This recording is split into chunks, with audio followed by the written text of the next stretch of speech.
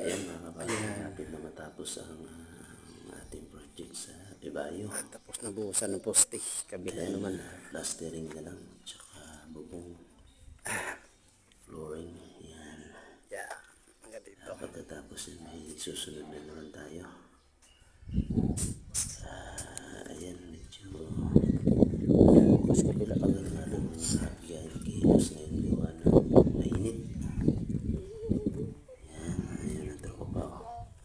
Silong yun na mga kapare, gawa ng grabing init talaga. Kaya laging maraming tubig. Ayan. At sa bagay, 7 days pa naman yan eh. Baka makaabot pa tayo sa kuta. Ayan mga kapare. Si malaking tao. Oh, ayan. Mga magpagawang bahay ngayon. Yan ang, Kailangan laging mga construction. yan ang malakas dito. Laging inom tubig. Yeah. Ayan. Gawa ng grabing init. Kaya nga muna. Ayos.